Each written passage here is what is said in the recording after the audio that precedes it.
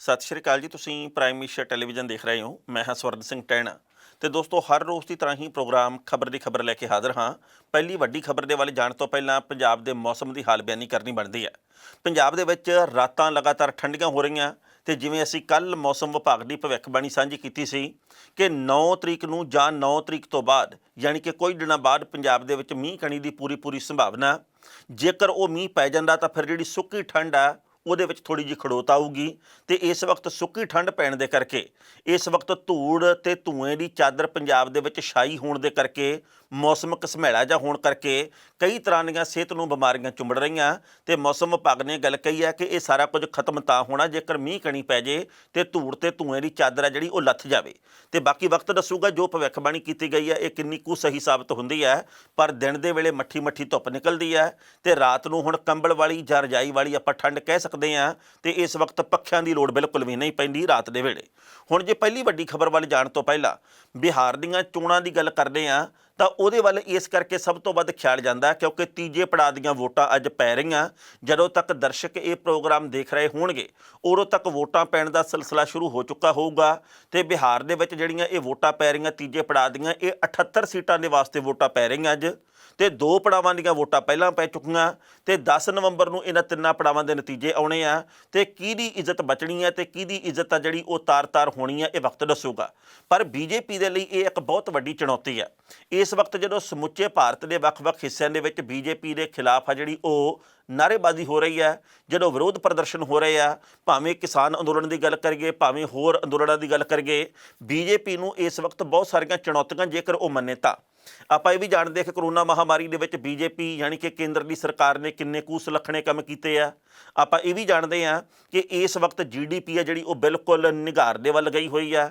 ਆਪਾਂ ਇਹ ਵੀ ਜਾਣਦੇ ਹਾਂ ਕਿ ਰੁਜ਼ਗਾਰ ਬਿਲਕੁਲ ਖੁੱਸਦੇ ਜਾ ਰਹੇ ਆ, ਕਾਰੋਬਾਰ ਡੁੱਬ ਚੁੱਕੇ ਆ। ਇਸ ਦੇ ਬਾਵਜੂਦ ਜੇਕਰ ਇਹ ਗੱਲ ਕਹੀ ਜਾਵੇ ਕਿ ਬੀਜੇਪੀ ਨੇ ਕਮਾਲ ਕਰਤੀ, ਅਸੀਂ ਤਾਂ ਸਿਰਾ ਲਾਤਾ, ਅਸੀਂ ਬੰਬ ਬੁਲਾਤੇ, ਤਾਂ ਇਹ ਗੱਲ ਬਿਲਕੁਲ ਹਕੀਕਤ ਤੋਂ ਸੱਖਣੀ ਹੈ। ਸੋ ਮੁੱਖ ਮੁਕਾਬਲਾ ਜਿਹੜਾ ਆਪਾਂ ਜਾਣਦੇ ਮਹਾਗਠਜੋੜ ਦਾ ਨਤੀਸ਼ ਕੁਮਾਰ ਤੇ ਭਾਜਪਾ ਦੇ ਗੱਠਜੋੜ ਦੇ ਨਾਲ ਹੈਗਾ ਤੇ ਚਿਰਾਗ ਪਾਸਵਾਨ ਦੇ ਲਈ ਵੀ ਐਤਕੀ ਲੋਕ ਜਨਸ਼ਕਤੀ ਪਾਰਟੀ ਹੈ ਜਿਹੜੀ ਉਹਦਾ ਵੀ ਐਤਕੀ ਬਹੁਤ ਪ੍ਰੀਖਿਆ ਦੀ ਘੜੀ ਹੈ ਕਿਉਂਕਿ ਚਿਰਾਗ ਪਾਸਵਾਨ ਪਹਿਲੀ ਵਾਰ ਇਕੱਲੇ ਤੌਰ ਦੇ ਉੱਤੇ ਚੋਣ ਲੜ ਰਿਹਾ ਆਪਣੇ ਬਾਪੂ ਰਾਮ ਵਿਲਾਸ ਪਾਸਵਾਨ ਦੇ ਇਸ ਦੁਨੀਆ ਤੋਂ ਜਾਣ ਤੋਂ ਬਾਅਦ। ਸੋ ਇਸ ਤੀਜੇ ਪੜਾਅ ਦੀਆਂ ਚੋਣਾਂ ਦੇ ਵਿੱਚ 35 ਸੀਟਾਂ ਦੇ ਉੱਤੇ ਬੀਜੇਪੀ ਆਪਣੀ ਕਿਸਮਤ ਅਜ਼ਮਾਈ ਕਰ ਰਹੀ ਹੈ। ਬੀਜੇਪੀ ਦੇ ਵੱਲੋਂ ਦਿਨ ਰਾਤ ਇੱਕ ਕੀਤਾ ਗਿਆ ਤੇ ਬਾਕੀ ਵਕਤ ਦੱਸੂ ਜੇ ਤਾਂ ਬੀਜੇਪੀ ਨੂੰ ਯਾਨੀ ਕਿ ਨਤੀਸ਼ ਕੁਮਾਰ ਦੀ ਸਰਕਾਰ ਨੂੰ ਫਿਰ ਮੌਕਾ ਮਿਲ ਗਿਆ ਆਉਣ ਦਾ ਤਾਂ ਬੀਜੇਪੀ ਨੇ ਚਮਦੀਆਂ ਚਲਾਉਣੀਆਂ ਤੇ ਜੇਕਰ ਐਤਕੀ ਧੋਬੀ ਪਟਕਾ ਲੱਗ ਗਿਆ ਤਾਂ ਸ਼ਾਇਦ ਉਹਨਾਂ ਨੂੰ ਇਸ ਗੱਲ ਦੀ ਸਮਝ ਆ ਜਾਵੇ ਕਿ ਤਾਨਾਸ਼ਾਹੀ ਬਹੁਤੀ ਦੇਰ ਨਹੀਂ ਚੱਲਦੀ। ਸੋ 10 ਨਵੰਬਰ ਤੱਕ ਸਭ ਦੇ ਜਿਹੜੇ ਸਾਹ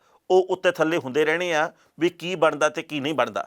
ਤੇ ਜੇਕਰ ਹੁਣ ਪਹਿਲੀ ਵੱਡੀ ਖਬਰ ਦੇ ਵੱਲ ਜਾਂਦੇ ਆ ਤਾਂ ਉਹ ਕਿਸਾਨ ਅੰਦੋਲਨ ਦੇ ਨਾਲ ਸੰਬੰਧਿਤ ਹੈ। ਅੱਜ ਨਵਜੋਤ ਸਿੰਘ ਸਿੱਧੂ ਨੇ ਅੰਮ੍ਰਿਤਸਰ ਦੇ ਵਿੱਚ ਰੈਲੀ ਕੀਤੀ ਹੈ। ਅੰਮ੍ਰਿਤਸਰ ਦੇ ਵਿੱਚ ਕੀਤੀ ਹੋਈ ਰੈਲੀ ਦੇ ਵਿੱਚ ਕਾਂਗਰਸ ਦੇ ਬਹੁਤੇ ਸੀਨੀਅਰ ਨੇਤਾ ਨਹੀਂ ਪਹੁੰਚੇ।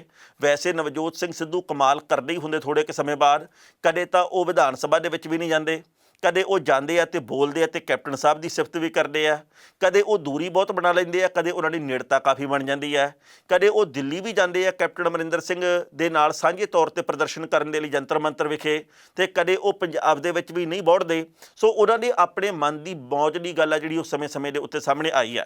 ਪਰ ਅੱਜ ਉਹਨਾਂ ਨੇ ਆਪਣੀ ਤੇ ਕੇਂਦਰ ਦੀ ਸਰਕਾਰ ਨੂੰ ਜੰਮ ਕੇ ਰਗੜੇ ਲਾਏ ਆ। ਉਹਨਾਂ ਨੇ ਕਿਹਾ ਜੀ ਕਿ ਬਾਬੇ ਨਾਨਕ ਨੇ ਸਾਨੂੰ ਹਲ ਦਾ ਮੁੰਨਾ ਫੜਾਇਆ, ਸਾਨੂੰ ਇਹ ਗੱਲ ਕਹੀ ਵੀ ਕਿਰਤ ਕਰੋ, ਖੇਤੀ ਕਰੋ, ਤੇ ਉਹਨਾਂ ਨੇ ਆਪ ਵੀ ਖੇਤੀ ਕੀਤੀ ਆ। ਪਰ ਅੱਜ ਬੀਜੇਪੀ ਯਾਨੀ ਕਿ ਕੇਂਦਰ ਦੀ ਸਰਕਾਰ ਦੇ ਵੱਲੋਂ ਬਾਬੇ ਨਾਨਕ ਦਾ ਹਲ ਵੀ ਖੋਹਣ ਦੀ ਕੋਸ਼ਿਸ਼ ਕੀਤੀ ਜਾ ਰਹੀ ਹੈ। ਉਹਨਾਂ ਨੇ ਇਹ ਗੱਲ ਕਹੀ ਹੈ ਜੀ ਕਿ ਇਸ ਵਕਤ ਪੰਜਾਬ ਦਾ ਕਿਸਾਨ ਆ ਜਿਹੜਾ ਉਹ ਅੰਦਰੋਂ ਟੁੱਟਦਾ ਜਾ ਰਿਹਾ।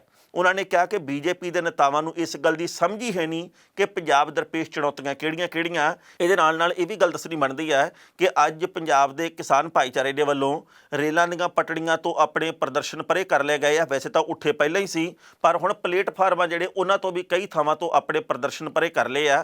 ਕੁਝ ਕੁ ਥਾਵਾਂ ਦੇ ਉੱਤੇ ਪਲੇਟਫਾਰਮਾਂ 'ਤੇ ਕਿਸਾਨ ਭਾਈਚਾਰਾ ਬੈਠਾ, ਪਰ ਵਿੱਚੋਂ ਖਬਰ ਇਹ ਪ੍ਰਾਪਤ ਹੋਈ ਹੈ ਕਿ ਕੁਝ ਘੰਟਿਆਂ ਬਾਅਦ ਭਾਵੇਂ ਤਾਂ ਉਹ ਗੱਲ ਸ਼ਨੀਵਾਰ ਦੀ ਕਰ ਲਈਏ ਤੇ ਭਾਵੇਂ ਐਤਵਾਰ ਦੀ ਕਰ ਲਈਏ ਕਹਿੰਦੇ ਆ ਵੀ ਮਾਲ ਗੱਡੀਆਂ ਪੰਜਾਬ ਦੇ ਵਿੱਚ ਸ਼ੁਰੂ ਹੋ ਜਾਣੀਆਂ ਤੇ ਮੁਸਾਫਰਾਂ ਵਾਲੀਆਂ ਗੱਡੀਆਂ ਜਿਹੜੀਆਂ ਉਹ ਵੀ ਸ਼ੁਰੂ ਕਰਨ ਦੀ ਤਿਆਰੀ ਕੀਤੀ ਜਾ ਰਹੀ ਹੈ। ਉੱਦਾਂ ਕੁਝ ਕਿਸਾਨ ਜਥੇਬੰਦੀਆਂ ਨੇ ਇਹ ਗੱਲ ਕਹੀ ਹੈ ਕਿ ਮਾਲ ਗੱਡੀਆਂ ਲੰਘਣ ਦੀ ਆਗਿਆ ਹੈਗੀ ਆ, ਪਰ ਮੁਸਾਫਰ ਗੱਡੀਆਂ ਅਸੀਂ ਨਹੀਂ ਲੰਘਣ ਦੇਣੀਆਂ। ਤੇ ਇੱਕ ਵਿੱਚ ਝਟਕੇ ਵਾਲੀ ਦੁੱਖ ਵਾਲੀ ਖਬਰ ਵੀ ਮਿਲੀ ਹੈ ਕਿ ਬਰਨਾਲਾ ਖੇਤਰ ਦੇ ਜਿਹੜੇ ਐਸਐਸਪੀ ਨੇ ਸੰਦੀਪ ਗੋਇਲ ਤੇ ਉਹਨਾਂ ਦੇ ਨਾਲ ਇੱਕ ਐਸਪੀ, ਉਹ ਅੱਜ ਮੋਟਰ ਟਰਾਲੀ ਦੇ ਉੱਤੇ, ਜਿਹੜੀ ਆਪਾਂ ਦੇਖਦੇ ਹੁੰਦੇ ਆ ਕਿ ਰੇਲ ਦੀਆਂ ਪਟੜੀਆਂ ਦੇ ਉੱਤੇ ਮੋਟਰ ਟਰਾਲੀ ਜਾਂਦੀ ਹੈ, ਉਹ ਹਾਦਸਾਗ੍ਰਸਤ ਹੋ ਗਈ ਆ ਕਿਉਂਕਿ ਉਹ ਚੈੱਕ ਕਰ ਰਹੇ ਸੀ ਵੀ ਸਾਰਾ ਕੁਝ ਠੀਕ ਹੈ, ਸੁਰੱਖਿਆ ਦੇ ਪ੍ਰਬੰਧ ਠੀਕ ਨੇ, ਪਰ ਉਸ ਵਕਤ ਉਹਨਾਂ ਦੀ ਮੋਟਰ ਟਰਾਲੀ ਹਾਦਸਾਗ੍ਰਸਤ ਹੋ ਗਈ ਹੈ, ਜਿਹਦੇ ਕਰਕੇ ਬਰਨਾਲੇ ਦੇ ਐਸਐਸਪੀ ਸੰਦੀਪ ਗੋਇਲ ਤੇ ਐਸਪੀ ਆ ਜਿਹੜੇ ਗੰਭੀਰ ਰੂਪ ਦੇ ਵਿੱਚ ਜ਼ਖਮੀ ਹੋ ਗਏ ਆ, ਪਰ ਉਹਨਾਂ ਨੂੰ ਹਸਪਤਾਲ ਦੇ ਵਿੱਚ ਭਰਤੀ ਕਰਵਾਇਆ ਗਿਆ। ਉੱਦਾਂ ਉਹਨਾਂ ਦੀ ਹਾਲਤ ਸਥਿਰ ਦੱਸੀ ਜਾ ਰਹੀ ਹੈ। ਪਰ ਨਵਜੋਤ ਸਿੰਘ ਸਿੱਧੂ ਨੇ ਅੱਜ ਇਸ ਰੈਲੀ ਦੇ ਵਿੱਚ ਕਿਹਦੇ ਤਵਾ ਲਾਇਆ, ਕਿਉਂ ਲਾਇਆ, ਉਹਨੇ ਇਕੱਲੇ ਨੇ ਰੈਲੀ ਕਿਉਂ ਕੀਤੀ ਹੈ? ਕੀ ਨਵਜੋਤ ਸਿੰਘ ਸਿੱਧੂ ਨੂੰ ਇੱਕ ਵਾਰ ਫਿਰ ਉਹ ਵਲਵਲਾ ਉੱਠਿਆ ਵੀ ਭਾਈ ਮੈਂ ਕੁਝ ਨਾ ਕੁਝ ਕਰਾਂ, ਤੇ ਜਾਂ ਫਿਰ ਇਹਦੇ ਪਿੱਛੇ ਕੋਈ ਹੋਰ ਕਾਰਨ ਹੋ ਸਕਦਾ? ਪਹਿਲਾਂ ਇਸ ਰਿਪੋਰਟ ਦਾ ਵੇਰਵਾ ਤੇ ਬਾਅਦ ਵਿੱਚ ਕਰਾਂਗੇ ਟਿੱਪਣੀ। ਪੰਜਾਬ ਦੇ ਸਾਬਕਾ ਕੈਬਨਿਟ ਮੰਤਰੀ ਤੇ ਨਵਜੋਤ ਸਿੰਘ ਸਿੱਧੂ ਖੇਤੀ ਕਾਨੂੰਨਾਂ ਨੂੰ ਲੈ ਕੇ ਕਾਫੀ ਸਰਗਰਮ ਹੋ ਗਏ ਨੇ। ਕੈਪਟਨ ਨਾਲ ਨਾਰਾਜ਼ਗੀ ਕਰਕੇ ਕਾਫੀ ਸਮੇਂ ਤੋਂ ਸਿਆਸੀ ਸਰਗਰਮੀਆਂ ਤੋਂ ਲਾਂਭੇ ਚੱਲ ਰਹੇ ਨਵਜੋਤ ਸਿੱਧੂ ਖੇਤੀ ਕਾਨੂੰਨਾਂ ਨਾਲ ਸੰਬੰਧਿਤ ਕਾਂਗਰਸ ਦੇ ਹਰ ਐਕਸ਼ਨ ਦੇ ਵਿੱਚ ਪਹੁੰਚ ਰਹੇ ਨੇ। ਅੱਜ ਉਹਨਾਂ ਨੇ ਖੁਦ ਅੰਮ੍ਰਿਤਸਰ ਦੇ ਵਿੱਚ ਰੈਲੀ ਕੀਤੀ। ਇਸ ਮੌਕੇ ਕੇਂਦਰ ਸਰਕਾਰ ਵੱਲੋਂ ਲਾਗੂ ਕੀਤੇ ਗਏ ਖੇਤੀ ਸੁਧਾਰ ਕਾਨੂੰਨਾਂ ਵਿਰੁੱਧ ਉਹਨਾਂ ਨੇ ਖੂਬ ਹਮਲੇ ਕੀਤੇ। ਨਵਜੋਤ ਸਿੱਧੂ ਨੇ ਕਿਹਾ ਕਿ ਕੇਂਦਰ ਸਰਕਾਰ ਖੇਤੀ ਸੁਧਾਰ ਕਾਨੂੰਨ ਲਾਗੂ ਕਰਕੇ ਪੰਜਾਬ ਨੂੰ ਦਬਾਉਣਾ ਚਾਹੁੰਦੀ ਹੈ। ਉਹਨਾਂ ਕਿਹਾ ਕਿ ਕਿਸਾਨਾਂ ਨੂੰ ਇਸ ਔਕੜ ਦੇ ਵਿੱਚੋਂ ਕੱਢਣ ਦਾ ਹੱਲ ਪੰਜਾਬ ਦੀ ਸਰਕਾਰ ਕੋਲ ਹੈ। ਪੰਜਾਬ ਆਪਣੇ ਸੰਵਿਧਾਨਕ ਅਧਿਕਾਰ ਦੀ ਵਰਤੋਂ ਕਰ ਸਕਦਾ ਹੈ। ਖੇਤੀ ਕਾਨੂੰਨ ਨੂੰ ਲੈ ਕੇ ਜਿੱਥੇ ਸਿੱਧੂ ਨੇ ਕੇਂਦਰ ਸਰਕਾਰ ਦੇ ਉੱਤੇ ਸਿਆਸੀ ਹਮਲਾ ਕੀਤਾ, ਉੱਥੇ ਦੂਜੇ ਪਾਸੇ ਆਪਣੀ ਹੀ ਸਰਕਾਰ ਦੇ ਉੱਤੇ ਸਵਾਲੀਆ ਨਿਸ਼ਾਨ ਲਾਏ ਨੇ। ਸ਼ੁੱਕਰਵਾਰ ਯਾਨੀ ਕਿ ਲੰਘੇ ਕੱਲ੍ਹ ਸਬਜ਼ੀ ਮੰਡੀ ਦੇ ਵਿੱਚ ਫਲ ਤੇ ਸਬਜ਼ੀ ਯੂਨੀਅਨ ਦੇ ਵੱਲੋਂ ਕੀਤੀ ਗਈ ਰੈਲੀ ਨੂੰ ਸੰਬੋਧਨ ਕਰਦਿਆਂ ਨਵਜੋਤ ਸਿੱਧੂ ਨੇ ਕਿਹਾ ਕਿ ਬਾਬੇ ਨਾਨਕ ਨੇ ਹਲ ਚਲਾਉਣ ਦਾ ਸੰਦੇਸ਼ ਦਿੱਤਾ ਸੀ ਤੇ ਕੁਝ ਲੋਕ ਕਿਸਾਨਾਂ ਖਿਲਾਫ ਸਾਜ਼ਿਸ਼ਾਂ ਰਚ ਰਹੇ ਨੇ। ਉਹਨਾਂ ਨੇ ਕਿਹਾ ਕਿ ਚੋਣਾਂ ਆਉਣ ਦੇ ਉੱਤੇ ਹੀ ਹਾਲਾਤ ਕਿਉਂ ਖਰਾਬ ਹੋਣ ਲੱਗਦੇ ਨੇ। ਉਹਨਾਂ ਕਿਸਾਨਾਂ ਤੇ ਹੋਰਨਾਂ ਨੂੰ ਚੌਕਸ ਕਰਦਿਆਂ ਕਿਹਾ ਕਿ ਕੁਝ ਲੋਕ ਆਪਣੀ ਨਾਕਾਮੀ ਲੁਕਾਉਣ ਦੇ ਲਈ ਕਿਸਾਨਾਂ ਨੂੰ ਗੁੰਮਰਾਹ ਕਰ ਰਹੇ ਨੇ ਤੇ ਪੰਜਾਬੀਆਂ ਨੂੰ ਤੋੜਨ ਦੇ ਯਤਨ ਵੀ ਕਰ ਰਹੇ ਨੇ। ਸਿੱਧੂ ਨੇ ਕਿਹਾ ਕਿ ਕੇਂਦਰ ਦਾ ਏਜੰਡਾ ਸਾਫ਼ ਹੈ, ਪਹਿਲਾਂ ਖੇਤੀ ਸੁਧਾਰ ਕਾਨੂੰਨ ਤੇ ਹੁਣ ਪਰਾਲੀ ਸਾੜ ਦੇ ਉੱਤੇ ਮੋਟਾ ਜੁਰਮਾਨਾ, ਜਦਕਿ ਕੁਝ ਵੱਡੇ ਘਰਾਣਿਆਂ ਨੂੰ 5 ਲੱਖ ਕਰੋੜ ਰੁਪਏ ਤੱਕ ਦੇ ਟੈਕਸ ਵੀ ਸਰਕਾਰ ਛੱਡ ਦਿੰਦੀ ਹੈ। ਲੱਗਦਾ ਕਿ ਕੇਂਦਰ ਸਰਕਾਰ ਪੰਜਾਬ ਸਰਕਾਰ ਤੋਂ ਬਦਲਾ ਲੈਣ ਦੇ ਲਈ ਇਹ ਸਭ ਕਰ ਰਹੀ ਹੈ, ਪਰ ਕਿਸਾਨਾਂ ਦਾ ਗੁੱਸਾ ਕੇਂਦਰ ਸਰਕਾਰ ਨੂੰ ਪਲਟ ਦੇਵੇਗਾ। ਸਿੱਧੂ ਨੇ ਕਿਹਾ ਕਿ ਕੇਂਦਰ ਸਰਕਾਰ ਇਹ ਕਾਨੂੰਨ ਸਿਰਫ ਕੁਝ ਪੂੰਜੀਪਤੀਆਂ ਨੂੰ ਲਾਭ ਪਹੁੰਚਾਉਣ ਵਾਸਤੇ ਲਿਆਈ ਹੈ। ਦੇਸ਼ ਦਾ ਅੰਨ ਭੰਡਾਰ ਭਰਨ ਵਾਲੇ ਪੰਜਾਬ ਦੇ ਕਿਸਾਨਾਂ ਨੂੰ ਇਹ ਕਾਨੂੰਨ ਖੋਖਲਾ ਕਰ ਦੇਵੇਗਾ। ਨਵਜੋਤ ਸਿੱਧੂ ਨੇ ਰੈਲੀ ਲਈ ਸਵੇਰੇ 9:45 ਵਜੇ ਪਹੁੰਚਣਾ ਸੀ, ਪਰ ਉਹ ਮੰਡੀ ਦੇ ਵਿੱਚ ਲਗਭਗ 11:45 ਵਜੇ ਪਹੁੰਚੇ। ਸਿੱਧੂ ਦੀ ਰੈਲੀ ਦੇ ਵਿੱਚ ਮੰਡੀ ਦੇ ਕਾਰੋਬਾਰੀ ਤੇ ਕਿਸਾਨਾਂ ਤੋਂ ਇਲਾਵਾ ਆਲੇ ਦੁਆਲੇ ਦੇ ਪਿੰਡਾਂ ਦੇ ਪੰਚ ਤੇ ਸਰਪੰਚ ਵੱਡੀ ਗਿਣਤੀ ਦੇ ਵਿੱਚ ਆਪਣੇ ਸਮਰਥਕਾਂ ਨਾਲ ਪੁੱਜੇ ਹੋਏ ਸਨ। ਇਸ ਖਬਰ ਦੇ ਉੱਤੇ ਟਿੱਪਣੀ ਕਰਦਾ ਦੋਸਤੋ, ਪਹਿਲੀ ਗੱਲ ਤਾਂ ਅਸੀਂ ਕਹਾਂਗੇ ਨਵਜੋਤ ਸਿੰਘ ਸਿੱਧੂ ਦੇ ਵੱਲੋਂ ਸਰਗਰਮੀ ਫੜਨਾ ਤੇ ਇੱਕਦਮ ਸਰਗਰਮੀ ਫੜਨਾ ਕਈ ਤਰ੍ਹਾਂ ਦੇ ਸਵਾਲ ਜ਼ਰੂਰ ਖੜੇ ਕਰਦਾ, ਪਰ ਇਹ ਗੱਲ ਬਿਲਕੁਲ ਸਾਫ਼ ਤੇ ਸਪਸ਼ਟ ਹੋ ਚੁੱਕੀ ਹੈ ਕਿ ਨਵਜੋਤ ਸਿੰਘ ਸਿੱਧੂ ਨੇ ਕਾਂਗਰਸ ਦੇ ਵਿੱਚ ਹੀ ਰਹਿਣਾ, ਉਹਨੇ ਕਿਤੇ ਹੋਰ ਜਾਣਾ ਨਹੀਂ। ਪਰ ਜਿਸ ਤਰੀਕੇ ਦੇ ਨਾਲ ਨਵਜੋਤ ਸਿੱਧੂ ਦੀ ਹੁਣ ਕੈਪਟਨ ਅਮਰਿੰਦਰ ਸਿੰਘ ਦੇ ਨਾਲ ਵੀ ਸੁਰ ਮਿਲਣ ਲੱਗੀ ਹੈ, ਜਿਸ ਤਰੀਕੇ ਦੇ ਨਾਲ ਹੁਣ ਸਤਿ ਸ਼੍ਰੀ ਅਕਾਲ ਦੀ ਸਾਂਝ ਵੀ ਹੈ, ਇੱਕ ਦੂਜੇ ਦੀਆਂ ਸਿਫਤਾਂ ਦੀ ਸਾਂਝ ਵੀ ਹੈ, ਉਸ ਤੋਂ ਬਾਅਦ ਮੰਨਿਆ ਇਹ ਜਾ ਰਿਹਾ ਕਿ ਸਿੱਧੂ ਨੂੰ ਕੋਈ ਮਹੱਤਵਪੂਰਨ ਅਹੁਦਾ ਪੰਜਾਬ ਕਾਂਗਰਸ ਦੇ ਵਿੱਚ ਜਾਂ ਕੈਬਨਿਟ ਦੇ ਵਿੱਚ ਮਿਲਣਾ ਬਿਲਕੁਲ ਤੈਅ ਹੈਗਾ। ਉਸ ਤੋਂ ਅਗਲੀ ਗੱਲ ਦੋਸਤੋ ਇਹ ਹੈ ਕਿ ਨਵਜੋਤ ਸਿੰਘ ਸਿੱਧੂ ਦੀ ਅੱਜ ਵਾਲੀ ਰੈਲੀ ਦੇ ਵਿੱਚ ਕੋਈ ਵੀ ਸੀਨੀਅਰ ਕਾਂਗਰਸੀ ਨਹੀਂ ਸੀ। ਕਮਾਲ ਦੀ ਗੱਲ ਇਹ ਹੈ ਕਿ ਅੰਮ੍ਰਿਤਸਰ ਦੇ ਵੀ ਸੀਨੀਅਰ ਕਾਂਗਰਸੀ ਜਾਂ ਮੰਤਰੀ ਆ ਜਿਹੜੇ ਉਹ ਇਸ ਰੈਲੀ ਦੇ ਵਿੱਚ ਨਹੀਂ ਸੀ। ਇਹ ਸਿੱਧੂ ਦਾ ਇੱਕ ਤਰੀਕੇ ਦਾ ਆਪਣਾ ਸ਼ਕਤੀ ਪ੍ਰਦਰਸ਼ਨ ਕਹਿ ਲੱਗੇ, ਜਾਂ ਜਿਹੜੇ ਫਲ ਤੇ ਸਬਜ਼ੀ ਵਿਕਰੇਤਾਵਾਂ ਨੇ ਇਹ ਰੈਲੀ ਕਰਵਾਈ ਹੈ ਉਹਨਾਂ ਦੀ ਨਵਜੋਤ ਸਿੰਘ ਸਿੱਧੂ ਨਾਲ ਨੇੜਤਾ ਦੀ ਗੱਲ ਕਰੀਏ, ਉਹ ਨਵਜੋਤ ਸਿੱਧੂ ਤੇ ਭਰੋਸਾ ਕਰਦੇ ਆ ਇਹ ਗੱਲ ਕਰੀਏ। ਸਿੱਧੂ ਨੇ ਅੱਜ ਇੱਥੇ ਆ ਕੇ ਤੇ ਕੈਪਟਨ ਸਰਕਾਰ ਯਾਨੀ ਕਿ ਆਪਣੀ ਸਰਕਾਰ ਨੂੰ ਵੀ ਕਈ ਸਲਾਹਾਂ ਦਿੱਤੀਆਂ ਤੇ ਕੇਂਦਰ ਦੀ ਸਰਕਾਰ ਨੂੰ ਜੰਮ ਕੇ ਰਗੜੇ ਲਾਏ ਆ। ਆਪਾਂ ਜਾਣਦੇ ਕਿ ਸਿੱਧੂ ਨੂੰ ਬੋਲਣ ਦਾ ਚੱਜ ਤਾਂ ਹੈਗਾ ਹੀ ਆ, ਉਹ ਜਦੋਂ ਬੋਲਦੇ ਆ ਤੇ ਉਹਨਾਂ ਦੇ ਵੱਲੋਂ ਕਈ ਤਰ੍ਹਾਂ ਦੀਆਂ ਗੱਲਾਂ ਬੇਬਾਕੀ ਨਾਲ ਕੀਤੀਆਂ ਜਾਂਦੀਆਂ। ਲੰਘੇ 2 ਦਿਨ ਪਹਿਲਾਂ ਜਿਸ ਤਰੀਕੇ ਨਾਲ ਦਿੱਲੀ ਦੇ ਵਿੱਚ ਜੰਤਰ ਮੰਤਰ ਦੇ ਵਿੱਚ ਪ੍ਰਦਰਸ਼ਨ ਕਰਨ ਦੇ ਮੌਕੇ ਸਿੱਧੂ ਤੇ ਰਾਜਾ ਵੜਿੰਗ ਤੇ ਕਈ ਹੋਰ ਕਾਂਗਰਸੀ ਨੇਤਾ ਜਾ ਰਹੇ ਸੀਗੇ, ਰਾਹ ਦੇ ਵਿੱਚ ਪੁਲਿਸ ਦੇ ਨਾਲ ਟਾਕਰਾ ਵੀ ਹੋਇਆ ਦਿੱਲੀ ਦੇ ਵਿੱਚ, ਉੱਥੇ ਵੀ ਉਹਨਾਂ ਨੇ ਕਾਫੀ ਭੜਥੂ ਪਾਇਆ ਤੇ ਉਸ ਤੋਂ ਬਾਅਦ ਉਹਨਾਂ ਨੇ ਅੱਜ ਵਾਲੀ ਰੈਲੀ ਦੇ ਵਿੱਚ ਵੀ ਕਾਫੀ ਭੜਥੂ ਪਾਉਣ ਵਾਲੀਆਂ ਗੱਲਾਂ ਕੀਤੀਆਂ। ਉਹਨਾਂ ਨੇ ਬੜੀ ਸਾਫ਼ ਤੇ ਸਪਸ਼ਟ ਗੱਲ ਕੀਤੀ ਹੈ ਕਿ ਇਹ ਬਾਬੇ ਨਾਨਕ ਦੇ ਨਾਲ ਵੀ ਖੋਰ ਰੱਖਣ ਵਾਲੇ ਲੋਕ ਆ। ਇਹ ਬਾਬੇ ਨਾਨਕ ਦੇ ਨਾਲ ਵੀ ਉਹ ਸਾਂਝ ਨਹੀਂ ਰੱਖਦੇ ਕੇਂਦਰ ਵਾਲੇ। ਬਾਬੇ ਨਾਨਕ ਦੇ ਵੱਲੋਂ ਕਿਰਤ ਦਾ ਸੁਨੇਹਾ ਦਿੱਤਾ ਗਿਆ, ਪਰ ਇਹ ਇਸ ਵਕਤ ਹਲ ਵੀ ਖੋਹਣਾ ਚਾਹੁੰਦੇ ਆ, ਇਹ ਕਿਸਾਨਾਂ ਦੇ ਕੋਲੋਂ ਜ਼ਮੀਨਾਂ ਵੀ ਖੋਹਣੀਆਂ ਚਾਹੁੰਦੇ ਆ, ਇਹ ਆਪਣੀਆਂ ਮਨ ਆਈਆਂ ਕਰਨ ਦੇ ਇੱਛੁਕ ਹੈਗੇ ਆ। ਸੋ ਨਵਜੋਤ ਸਿੰਘ ਸਿੱਧੂ ਦਾ ਸਰਗਰਮ ਹੋਣਾ ਥੋੜਾ ਜਿਹਾ ਹੈਰਾਨ ਇਸ ਕਰਕੇ ਕਰਦਾ ਹੈ ਕਿਉਂਕਿ ਇੱਕ ਵਾਰ ਸਰਗਰਮ ਹੋ ਕੇ ਸਿੱਧੂ ਹੋਰੀ 6-6 7-7 8-8 ਮਹੀਨੇ ਗਾਇਬ ਰਹਿੰਦੇ ਆ। ਪਰ ਹੁਣ ਜਿਸ ਤਰੀਕੇ ਨਾਲ ਦਿੱਲੀ ਦੇ ਵਿੱਚ ਵੀ ਜੰਤਰ ਮੰਤਰ 'ਚ ਗਏ ਆ, ਜਿਵੇਂ ਉਹ ਪਿਛਲੇ ਦਿਨੀ ਵਿਧਾਨ ਸਭਾ ਦੇ 2 ਰੋਜ਼ਾ ਇਜਲਾਸ ਦੇ ਵਿੱਚ ਵੀ ਗਏ ਸੀ, ਜਿਸ ਤਰੀਕੇ ਨਾਲ ਅੱਜ ਅੰਮ੍ਰਿਤਸਰ ਦੀ ਰੈਲੀ ਦੇ ਵਿੱਚ ਵੀ ਗਏ ਆ, ਜਿਵੇਂ ਉਹ ਬੱਧਨੀ ਕਲਾਂ ਵਾਲੀ ਰੈਲੀ ਦੇ ਵਿੱਚ ਪਹਿਲੇ ਦਿਨ ਗਏ, ਬਾਅਦ ਦੇ ਵਿੱਚ 2 ਦਿਨ ਰੈਲੀਆਂ ਦੇ ਵਿੱਚੋਂ ਗਾਇਬ ਰਹੇ। ਉਹਨਾਂ ਸਾਰੀਆਂ ਗੱਲਾਂ ਬਾਤਾਂ ਤੋਂ ਬਾਅਦ ਕਈ ਤਰ੍ਹਾਂ ਦੇ ਸਵਾਲ ਜ਼ਰੂਰ ਪੈਦਾ ਹੋਏ ਸੀ, ਪਰ ਹੁਣ ਇਉਂ ਲੱਗਦਾ ਕਿ ਹਰੀਸ਼ ਰਾਵਤ ਹੋਰੀ ਕੁਝ ਹੱਦ ਤੱਕ ਸਫਲ ਹੋ ਗਏ ਆ। ਸਿੱਧੂ ਨੂੰ ਉਹਨਾਂ ਨੇ ਕੋਈ ਚੋਗਾ ਪਾਇਆ ਜਾਂ ਉਹਨਾਂ ਦੇ ਮਨ ਦੇ ਵਿੱਚੋਂ ਜਿਹੜੀਆਂ ਵੀ ਗੱਲਾਂ ਸੀ ਉਹਨਾਂ ਨੂੰ ਬਾਹਰ ਕੱਢ ਕੇ ਤੇ ਸ਼ੰਕਾ ਨਿਵਰਤੀ ਕੀਤੀ ਹੈ, ਇਹਦੇ ਬਾਬਤ ਤਾਂ ਕੁਝ ਕਹਿ ਨਹੀਂ ਸਕਦੇ। ਪਰ ਇਉਂ ਲੱਗਦਾ ਕਿ ਨਵਜੋਤ ਸਿੰਘ ਸਿੱਧੂ ਦਾ ਪੰਜਾਬ ਦੇ ਵਿੱਚ ਜਿਹੜਾ ਕਾਂਗਰਸ ਦੇ ਅੰਦਰ ਭਵਿੱਖ ਕਾਫੀ ਸੁਰੱਖਿਅਤ ਹੈ ਤੇ ਉਹਨਾਂ ਨੂੰ ਭਵਿੱਖ ਦੇ ਵਿੱਚ ਕਿਤੇ ਵੀ ਹੋਰ ਆਪਣੇ ਖੰਭ ਖਿਲਾਰਨ ਦੀ ਲੋੜ ਨਹੀਂ ਪੈਣੀ। ਉਹ ਪਾਰਟੀ ਦੇ ਵਿੱਚ ਰਹਿਣਗੇ ਤੇ ਕੰਮਕਾਜ ਕਰਦੇ ਰਹਿਣਗੇ ਤੇ ਸ਼ਾਇਦ ਇਸੇ ਕਰਕੇ ਉਹਨਾਂ ਨੂੰ ਹੁਣ ਮਾਣ ਸਤਿਕਾਰ ਇੱਜ਼ਤ ਦੇਣ ਦਾ ਸਿਲਸਿਲਾ ਸ਼ੁਰੂ ਕਰ ਦਿੱਤਾ ਗਿਆ। ਅੱਜ ਦਿੱਲੀ ਦੇ ਮੁੱਖ ਮੰਤਰੀ ਅਰਵਿੰਦ ਕੇਜਰੀਵਾਲ ਦੇ ਵੱਲੋਂ ਇਹ ਗੱਲ ਕਹੀ ਗਈ ਹੈ ਕਿ ਜੇਕਰ ਸਭ ਕੁਝ ਠੀਕ ਰਿਹਾ ਤੇ ਜੇਕਰ ਸਾਡੇ ਵੱਲੋਂ ਤਰਕੀਬ ਜਿਹੜੀ ਸੋਚੀ ਗਈ ਆ ਉਹ ਕਾਮਯਾਬ ਰਹੀ ਤਾਂ ਆਉਂਦੇ ਵਰੇ ਤੋਂ ਪੰਜਾਬ ਦੇ ਵਿੱਚ ਨਹੀਂ ਸਗੋਂ ਭਾਰਤ ਦੇ ਕਿਸੇ ਵੀ ਹਿੱਸੇ ਦੇ ਵਿੱਚ ਪਰਾਲੀ ਨੂੰ ਅੱਗ ਨਹੀਂ ਲੱਗਣੀ। ਉਹਨਾਂ ਨੇ ਇਹ ਗੱਲ ਕਹੀ ਹੈ ਜੀ ਕਿ ਸਾਡੇ ਕੋਲ ਇੱਕ ਇਹੋ ਜਿਹੀ ਤਰਕੀਬ ਹੈ, ਇੱਕ ਇਹੋ ਜਿਹਾ ਨੁਕਤਾ, ਇੱਕ ਇਹੋ ਜਿਹੀ ਗਿੱਦੜ ਸਿੰਘੀ ਆ ਚੁੱਕੀ ਹੈ ਜਿਹਦੇ ਕਰਕੇ ਹੁਣ ਪਰਾਲੀ ਨੂੰ ਅੱਗ ਲਾਉਣ ਦੀ ਨੌਬਤ ਨਹੀਂ ਆਉਣੀ। ਤੇ ਜਦੋਂ ਅੱਗ ਨਹੀਂ ਲੱਗੂਗੀ ਤਾਂ ਫਿਰ ਵਾਤਾਵਰਨ ਪਲੀਤ ਨਹੀਂ ਹੋਊਗਾ, ਹਵਾ ਪ੍ਰਦੂਸ਼ਣ ਨਹੀਂ ਵਧੂਗਾ, ਲੋਕਾਂ ਨੂੰ ਸਾਹ ਲੈਣ ਦੇ ਵਿੱਚ ਦਿੱਕਤ ਨਹੀਂ ਆਊਗੀ, ਲੋਕਾਂ ਨੂੰ ਮਾਸਕ ਪਹਿਨ ਕੇ ਨਹੀਂ ਲੰਘਣਾ ਪਊਗਾ। ਕਿਉਂਕਿ ਦਿੱਲੀ ਦੇ ਵਿੱਚ ਉਹ ਕਹਿੰਦੇ ਜੀ ਬਹੁਤ ਬੁਰਾ ਹਾਲ ਹੋਇਆ ਪਿਆ, ਕਿਸੇ ਹੋਰ ਨੇ ਤਾਂ ਹੱਲ ਨਹੀਂ ਕੱਢਣਾ, ਚਲੋ ਅਸੀਂ ਤਾਂ ਕੱਢ ਹੀ ਲਿਆ।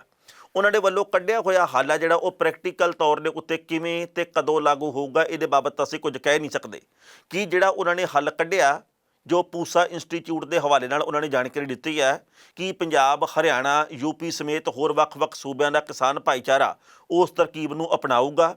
ਕਿ ਕੇਂਦਰ ਦੀ ਸਰਕਾਰ ਦੇ ਵੱਲੋਂ ਇਸ ਗੱਲ ਨੂੰ ਪ੍ਰਚਾਰਿਆ ਜਾਊਗਾ ਕਿ ਜਿਹੜੇ ਰਸਾਇਣ ਦੀ ਗੱਲ ਕੀਤੀ ਆ ਕੇਜਰੀਵਾਲ ਹੋਰਾਂ ਨੇ ਇਹ ਆਮ ਕਿਸਾਨਾਂ ਦੀ ਪਹੁੰਚ ਦੇ ਵਿੱਚ ਹੋਊਗਾ। ਪਰ ਕਿਉਂਕਿ ਕੇਜਰੀਵਾਲ ਹੋਰਾਂ ਨੇ ਇਹ ਗੱਲ ਕਹੀ ਹੈ ਕਿ ਪੂਸਾ ਇੰਸਟੀਚਿਊਟ ਦੇ ਵੱਲੋਂ ਇੱਕ ਰਸਾਇਣ ਤਿਆਰ ਕੀਤਾ ਗਿਆ, ਯਾਨੀ ਕਿ ਇੱਕ ਕੈਮੀਕਲ ਤਿਆਰ ਕੀਤਾ ਗਿਆ, ਉਹ ਤੁਸੀਂ ਡਰਮੀ ਦੇ ਵਿੱਚ ਭਰ ਕੇ ਜਿਵੇਂ ਆਮ ਸਪਰੇਅ ਕਰਦੇ ਹੁੰਦੇ ਆਪਾਂ ਫਸਲਾਂ ਦੇ ਉੱਤੇ, ਉਹ ਜਦੋਂ ਤੁਸੀਂ ਪਰਾਲੀ ਦੇ ਉੱਤੇ ਛਿੜਕ ਦਿਓਗੇ ਤਾਂ 15 ਤੋਂ ਲੈ ਕੇ 20 ਦਿਨਾਂ ਦੇ ਵਿੱਚ ਪਰਾਲੀ ਹੈ ਜਿਹੜੀ ਉਹ ਗਲ ਕੇ ਖਾਦ ਬਣ ਜਾਣੀ ਹੈ। ਜੇਕਰ ਇਦਾਂ ਹੋ ਜਾਵੇ ਤਾਂ ਇਹਦੇ ਵਰਗੀ ਰੀਸ ਕੋਈ ਨਹੀਂ, ਕਿਉਂਕਿ ਇਸ ਵਕਤ ਤਾਂ ਕਿਸਾਨਾਂ ਨੂੰ ਫੁੱਟਬਾਲ ਬਣਾਇਆ ਹੋਇਆ। ਕੇਂਦਰ ਦੀ ਸਰਕਾਰ ਠੁੱਡ ਮਾਰਦੀ ਹੈ ਤੇ ਪੰਜਾਬ ਦੇ ਕਿਸਾਨ ਆ ਜਿਹੜੇ ਉਹ ਕੈਪਟਨ ਦੇ ਪਾਲੇ ਦੇ ਵਿੱਚ, ਕੈਪਟਨ ਠੁੱਡ ਮਾਰਦੇ ਆ ਤਾਂ ਪੰਜਾਬ ਦੇ ਕਿਸਾਨ ਕੇਂਦਰ ਦੇ ਪਾਲੇ ਦੇ ਵਿੱਚ। ਕੇਂਦਰ ਕਹਿ ਦਿੰਦੀ ਹੈ ਕਿ ਸੂਬੇ ਦੀ ਸਰਕਾਰ ਦਾ ਕੰਮ ਆ ਇਹ ਆਪੇ ਕਿਸਾਨਾਂ ਦਾ ਮਸਲਾ ਹੱਲ ਕਰੇ, ਤੇ ਪੰਜਾਬ ਦੀ ਸਰਕਾਰ ਕਹਿ ਦਿੰਦੀ ਹੈ ਕੇਂਦਰ ਸਾਨੂੰ ਮੁਆਵਜ਼ਾ ਨਹੀਂ ਦਿੰਦੀ, ਫੰਡ ਨਹੀਂ ਜਾਰੀ ਕਰਦੀ, ਅਸੀਂ ਇਕੱਲੇ ਕੀ ਕਰੀਏ। ਇਸ ਵਕਤ ਵਿਚਾਰੇ ਕਿਸਾਨ ਆ ਜਿਹੜੇ, ਖੇਤ ਮਜ਼ਦੂਰ ਆ ਜਿਹੜੇ, ਉਹ ਚੱਕੀ ਦੇ ਦੋਹਾਂ ਪੁੜਾਂ ਦੇ ਵਿੱਚ ਕਣਕ ਦੇ ਦਾਣੇ ਵਾਂਗੂ ਪਿਸ ਰਹੇ ਆ। ਪਹਿਲਾਂ ਇਸ ਰਿਪੋਰਟ ਦਾ ਵੇਰਵਾ ਤੇ ਬਾਅਦ ਵਿੱਚ ਕਰਾਂਗੇ ਟਿੱਪਣੀ। ਅਗਲੇ ਸਾਲ ਤੋਂ ਪਰਾਲੀ ਨਹੀਂ ਸਾੜੀ ਜਾਵੇਗੀ, ਇਹ ਦਾਅਵਾ ਦਿੱਲੀ ਦੇ ਮੁੱਖ ਮੰਤਰੀ ਅਰਵਿੰਦ ਕੇਜਰੀਵਾਲ ਨੇ ਕੀਤਾ। ਉਹਨਾਂ ਦਾ ਕਹਿਣਾ ਕਿ ਸਾਡੀ ਸਰਕਾਰ ਨੇ ਪਰਾਲੀ ਸਾੜਨ ਦੇ ਨਾਲ ਨਜਿੱਠਣ ਦਾ ਹੱਲ ਲੱਭ ਲਿਆ।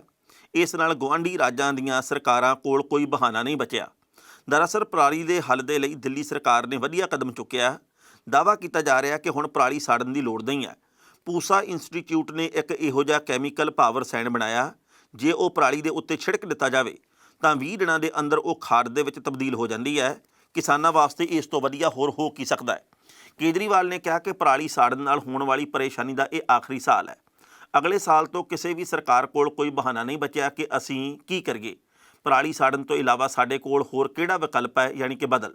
ਦਿੱਲੀ ਦੇ ਲੋਕਾਂ ਨੇ ਉਹਨਾਂ ਸਾਰੀਆਂ ਸਰਕਾਰਾਂ ਨੂੰ ਪਰਾਲੀ ਦਾ ਨਿਬੇੜਾ ਕਰਨ ਦਾ ਹੱਲ ਦੇ ਦਿੱਤਾ ਹੈ। ਹੁਣ ਹਰੇਕ ਸਰਕਾਰ ਆਪੋ ਆਪਣੇ ਕਿਸਾਨ ਦੀ ਉਂਝ ਹੀ ਮਦਦ ਕਰੇ ਜਿਵੇਂ ਦਿੱਲੀ ਦੀ ਸਰਕਾਰ ਨੇ ਕੀਤੀ ਹੈ। ਉਹਨਾਂ ਕਿਹਾ ਕਿ ਅਸੀਂ ਵੇਖ ਰਹੇ ਹਾਂ ਕਿ ਚੌਂ ਪਾਸੇ ਅਸਮਾਨ ਦੇ ਵਿੱਚ ਧੂੰਆਂ ਭਰਿਆ ਹੋਇਆ, ਜਿਸ ਕਰਕੇ ਕਰੋਨਾ ਮਰੀਜ਼ਾਂ ਦੀ ਹਾਲਤ ਹੋਰ ਖਰਾਬ ਹੋ ਰਹੀ ਹੈ। ਦੱਸਣਾ ਬਣਦਾ ਹੈ ਕਿ ਰਾਜਧਾਨੀ ਦਿੱਲੀ ਦੇ ਵਿੱਚ ਹਵਾ ਦੇ ਪ੍ਰਦੂਸ਼ਣ ਦੀ ਲਗਾਤਾਰ ਵਿਗੜ ਰਹੀ ਸਥਿਤੀ ਨੂੰ ਵੇਖਦਿਆਂ ਆਮ ਆਦਮੀ ਪਾਰਟੀ ਦੀ ਸਰਕਾਰ ਨੇ ਕਿਸੇ ਵੀ ਤਰ੍ਹਾਂ ਦੇ ਪਟਾਕੇ ਚਲਾਉਣ ਦੇ ਉੱਤੇ 7 ਨਵੰਬਰ ਤੋਂ ਲੈ ਕੇ 30 ਨਵੰਬਰ ਤੱਕ ਪੂਰੀ ਪਾਬੰਦੀ ਲਾ ਦਿੱਤੀ ਹੈ। 30 ਨਵੰਬਰ ਤੋਂ ਬਾਅਦ ਵੀ ਸਿਰਫ ਗ੍ਰੀਨ ਪਟਾਕੇ ਚਲਾਉਣ ਦੀ ਪ੍ਰਵਾਨਗੀ ਰਹੇਗੀ। ਇਸ ਦੌਰਾਨ ਦਿੱਲੀ ਵਾਸੀ ਗ੍ਰੀਨ ਪਟਾਕੇ ਵੀ ਨਹੀਂ ਚਲਾ ਸਕਦੇ। ਕਿਸੇ ਵੀ ਤਰ੍ਹਾਂ ਦੇ ਪਟਾਕੇ ਚਲਾਉਣ ਵਿਰੁੱਧ ਕਾਰਵਾਈ ਕੀਤੀ ਜਾਵੇਗੀ। ਉਹਨਾਂ ਕਿਹਾ ਕਿ ਜੇ ਕੋਈ ਪਟਾਕੇ ਚਲਾਉਣਾ ਚਾਹੁੰਦਾ ਤਾਂ ਉਹ 7 ਨਵੰਬਰ ਤੋਂ ਪਹਿਲਾਂ ਤੇ 30 ਨਵੰਬਰ ਤੋਂ ਬਾਅਦ ਚਲਾ ਸਕਦਾ ਹੈ, ਪਰ ਸਿਰਫ ਗ੍ਰੀਨ ਪਟਾਕੇ ਹੀ ਚਲਾਉਣ ਦੀ ਆਗਿਆ ਹੋਵੇਗੀ।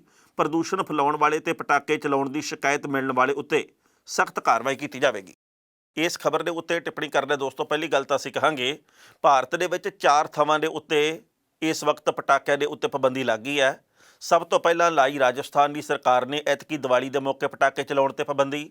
ਫਿਰ ਆਈ ਪੱਛਮੀ ਬੰਗਾਲ ਦੇ ਵੱਲੋਂ ਖਬਰ, ਉੱਥੋਂ ਦੀ ਸਰਕਾਰ ਨੇ ਕਹਿਤਾ ਵੀ ਦੀਵਾਲੀ ਦੇ ਮੌਕੇ ਇੱਥੇ ਵੀ ਨਹੀਂ ਪਟਾਕੇ ਚਲਾਉਣੇ। ਫਿਰ ਅੱਜ ਖਬਰ ਆਈ ਕਿ ਦਿੱਲੀ ਦੀ ਸਰਕਾਰ ਨੇ ਵੀ ਫੈਸਲਾ ਕਰ ਲਿਆ ਕਿ 7 ਨਵੰਬਰ ਤੋਂ ਲੈ ਕੇ 30 ਨਵੰਬਰ ਤੱਕ ਪਟਾਕਿਆਂ ਦੇ ਉੱਤੇ ਮੁਕੰਮਲ ਪਾਬੰਦੀ ਹੈ। ਕਿਸੇ ਨੂੰ ਲਾਇਸੈਂਸ ਨਹੀਂ ਜਾਰੀ ਕੀਤਾ ਜਾਊਗਾ, ਕਿਤੇ ਕੋਈ ਸਟਾਲ ਨਹੀਂ ਲੱਗ ਸਕੂਗੀ, ਕੋਈ ਪਟਾਕਾ ਚਲਾ ਨਹੀਂ ਸਕੂਗਾ। ਜੇ ਕੋਈ ਪ੍ਰਦੂਸ਼ਣ ਫੈਲਾਊਗਾ ਤੇ ਜਾਣਕਾਰੀ ਮਿਲ ਗਈ ਤਾਂ ਉਹਦੇ ਖਿਲਾਫ ਕਾਨੂੰਨੀ ਕਾਰਵਾਈ ਹੋਊਗੀ। ਪਰ ਹੁਣੇ ਜਾਣਕਾਰੀ ਮਿਲੀ ਹੈ ਕਿ ਚੰਡੀਗੜ੍ਹ ਦੇ ਪ੍ਰਸ਼ਾਸਨ ਨੇ ਵੀ ਪਟਾਕਿਆਂ ਦੀ ਵਿਕਰੀ ਦੇ ਉੱਤੇ ਤੇ ਪਟਾਕੇ ਚਲਾਉਣ ਦੇ ਉੱਤੇ ਪਾਬੰਦੀ ਲਾ ਦਿੱਤੀ ਹੈ। ਨਿੱਜੀ ਤੌਰ ਦੇ ਉੱਤੇ ਮੇਰੀ ਰਾਏ ਇਹ ਹੈ ਕਿ ਇਹ ਇੱਕ ਸੁਲੱਖਣਾ ਫੈਸਲਾ। ਪੂਰੇ ਭਾਰਤ ਦੀਆਂ ਸਰਕਾਰਾਂ ਨੂੰ ਇਹ ਸਾਰਾ ਕੁਝ ਕਰਨਾ ਚਾਹੀਦਾ ਹੈ, ਕਿਉਂਕਿ ਪਟਾਕਿਆਂ ਦੇ ਸ਼ੋਰਗੁਲ ਦੇ ਨਾਲ ਲੋਕ ਪਰੇਸ਼ਾਨ ਵੀ ਬਹੁਤ ਹੁੰਦੇ ਆ। ਪੈਸੇ ਨੂੰ ਅੱਗ ਲਾਉਣ ਵਾਲੀ ਗੱਲ ਹੈ। ਠਾਠੂ ਦੇ ਚੱਕਰ ਦੇ ਵਿੱਚ ਅਸੀਂ ਆਪਣੀ ਜ਼ਿੰਦਗੀ ਵੀ ਖਤਰੇ ਦੇ ਵਿੱਚ ਪਾਉਂਦੇ ਆ ਤੇ ਆਮ ਲੋਕਾਂ ਦੀ ਤਾਂ ਪਾਉਣੇ ਜਿਹੜੇ ਦਿਲ ਦੇ ਮਰੀਜ਼ ਆ, ਜਿਹੜੇ ਕਰੋਨਾ ਦੇ ਪੀੜਤ ਮਰੀਜ਼ ਆ, ਪਰ ਅਸੀਂ ਇਹਦੇ ਵੱਲ ਕਦੇ ਖਿਆਲ ਨਿੱਜੀ ਤੌਰ ਦੇ ਉੱਤੇ, ਨੈਤਿਕ ਤੌਰ ਦੇ ਉੱਤੇ ਕੀਤਾ ਨਹੀਂ। ਸਾਡੇ ਲਈ ਤਾਂ ਹਰ ਗੱਲ ਇੱਕ ਮਜ਼ਮਾ ਜਾ, ਸਾਡੇ ਲਈ ਹਰ ਗੱਲ ਇੱਕ ਮਜ਼ਾਕ ਬਣ ਕੇ ਰਹਿ ਗਈ ਆ। ਸੋ ਗਵਾਂਢੀ ਸੂਬਾ ਜਿਹੜਾ ਆਪਾਂ ਜਾਣਦੇ ਹਾਂ ਕਿ ਇਸ ਵਕਤ ਪੰਜਾਬ ਇਹ ਵੀ ਕੁਝ ਕਰੇਗਾ, ਇਸ ਗੱਲ ਦੀ ਆਸ ਤਾਂ ਹੈ ਨਹੀਂ, ਕਿਉਂਕਿ ਚਾਹੀਦਾ ਇਹ ਆ ਕਿ ਪੰਜਾਬ ਦੇ ਵਿੱਚ ਵੀ ਪਟਾਕਿਆਂ ਤੇ ਪਾਬੰਦੀ ਲੱਗੇ, ਪਰ ਹਾਲੇ ਤੱਕ ਤਾਂ ਕੀਤੀ ਨਹੀਂ। ਉੱਦਾਂ ਤਾਂ ਪੰਜਾਬ ਦੇ ਵਿੱਚ ਰਾਜਨੀਤਿਕ ਤੌਰ ਦੇ ਉੱਤੇ ਨਿੱਤ ਪਟਾਕੇ ਪੈਂਦੇ ਆ, ਪਰ ਉਹ ਪਟਾਕੇ ਚਲਾਉਣ ਦੇ ਉੱਤੇ ਪਾਬੰਦੀ ਕੈਪਟਨ ਸਾਹਿਬ ਨੇ ਨਹੀਂ ਲਾਈ, ਜਿਹੜੇ ਕਿ ਜ਼ਹਿਰੀਲਾ ਧੂੰਆਂ ਪੈਦਾ ਕਰਦੇ ਆ। ਪਰ ਜਿਸ ਤਰੀਕੇ ਨਾਲ ਅੱਜ ਕੇਜਰੀਵਾਲ ਹੋਰਾਂ ਦੇ ਵੱਲੋਂ ਇੱਕ ਨੁਕਤਾ ਦੱਸਿਆ ਗਿਆ, ਉਸ ਨੁਕਤੇ ਦੀ ਕਦਰ ਕਰਨੀ ਬਣਦੀ ਹੈ।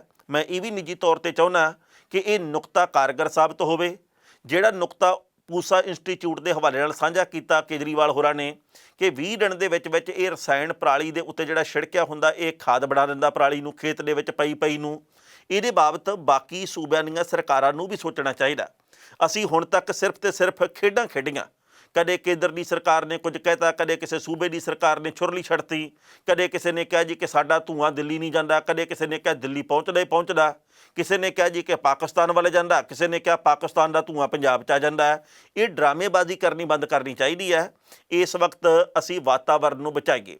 ਜੇਕਰ ਅਸੀਂ ਬਲਹਾਰੀ ਕੁਦਰਤ ਵਸਿਆ ਤੇਰਾ ਅੰਤ ਨਾ ਜਾਈ ਲਖਿਆ, ਇਹ ਗੱਲਾਂ ਪੜ੍ਹਦੇ ਹਾਂ, ਜੇਕਰ ਅਸੀਂ ਗੁਰਬਾਣੀ ਦੇ ਉੱਤੇ ਅਮਲ ਕਰਦੇ ਹਾਂ ਤਾਂ ਫਿਰ ਸਾਨੂੰ ਵਾਤਾਵਰਨ ਬਚਾਉਣ ਦੇ ਲਈ ਵੀ ਕੁਝ ਕਰਨਾ ਚਾਹੀਦਾ। ਪਰ ਦੁੱਖ ਦੀ ਗੱਲ ਹੈ ਕਿ ਅਸੀਂ ਪੜ੍ਹਦੇ ਵੀ ਹਾਂ, ਪਰ ਅਸੀਂ ਕਦੇ ਅਮਲ ਨਹੀਂ ਕੀਤਾ।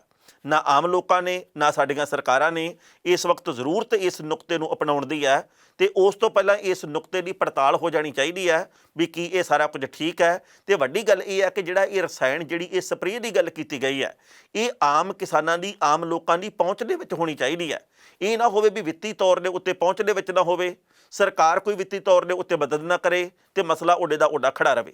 ਪੰਜਾਬ ਦੇ ਮੁੱਖ ਮੰਤਰੀ ਕੈਪਟਨ ਅਮਰਿੰਦਰ ਸਿੰਘ ਸਵੈ ਇਕਾਂਤਵਾਸ ਦੇ ਵਿੱਚ ਚਲੇ ਗਏ ਆ, ਕਿਉਂਕਿ ਇੱਕ IAS ਅਧਿਕਾਰੀ ਕਰੋਨਾ ਪੀੜਤ ਨਿਕਲਿਆ। ਉਸ ਤੋਂ ਬਾਅਦ ਕੈਪਟਨ ਅਮਰਿੰਦਰ ਸਿੰਘ ਨੇ ਖੁਦ ਨੂੰ ਕਮਰੇ ਦੇ ਵਿੱਚ ਬੰਦ ਕਰ ਲਿਆ, ਘਰ ਦੇ ਵਿੱਚ ਬੰਦ ਕਰ ਲਿਆ।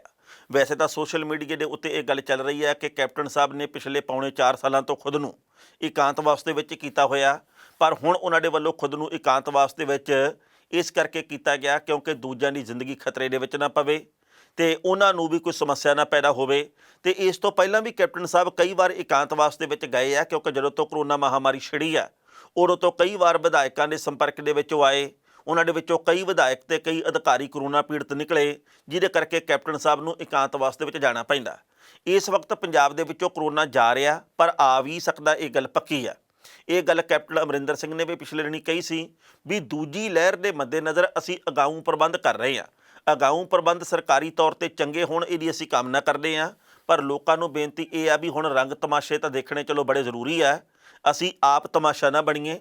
ਇਸ ਵਕਤ ਜ਼ਰੂਰਤ ਇਸ ਗੱਲ ਦੀ ਹੈ ਵੀ ਅਸੀਂ ਇਸ ਗੱਲ ਦੇ ਵੱਲ ਖਿਆਲ ਕਰਦੇ ਰਹੀਏ ਵੀ ਉਹਨਾਂ ਨਿਯਮਾਂ ਦਾ, ਉਹਨਾਂ ਹਦਾਇਤਾਂ ਦਾ ਪਾਲਣ ਕਰਦੇ ਕਿ ਨਹੀਂ ਜੋ ਸਿਹਤ ਮਾਹਰਾਂ ਦੇ ਵੱਲੋਂ ਦੱਸੀਆਂ ਗਈਆਂ। ਕਿਉਂਕਿ ਅਸੀਂ ਮਾਸਕ ਦੀ ਵਰਤੋਂ ਕਰਨੀ ਬੰਦ ਕਰਤੀ ਹੈ, ਸੈਨੀਟਾਈਜ਼ਰ ਦੀ ਅਸੀਂ ਵਰਤੋਂ ਕਰਨੀ ਬੰਦ ਕਰਤੀ ਹੈ, ਸੋਸ਼ਲ ਡਿਸਟੈਂਸਿੰਗ ਦਾ ਚੱਕਰ ਹੀ ਕਿਤੇ ਨਹੀਂ। ਪੰਜਾਬ ਦੇ ਵਿੱਚ ਜਿੱਧਰ ਮਰਜ਼ੀ ਨਿਗਾਹ ਮਾਰੋ ਤੁਹਾਨੂੰ ਹਰਲ ਹਰਲ ਕਰਦੇ ਲੋਕ ਮਿਲਣਗੇ, ਕਿਉਂਕਿ ਕਈ ਲੋਕਾਂ ਨੂੰ ਉੱਦਾਂ ਨਹੀਂ ਕਰਨਾ ਚਾਹੀਦਾ, ਉਹ ਬਿਨਾਂ ਗੱਲੋਂ ਵੀ ਉਵੇਂ ਕਰਦੇ ਆ।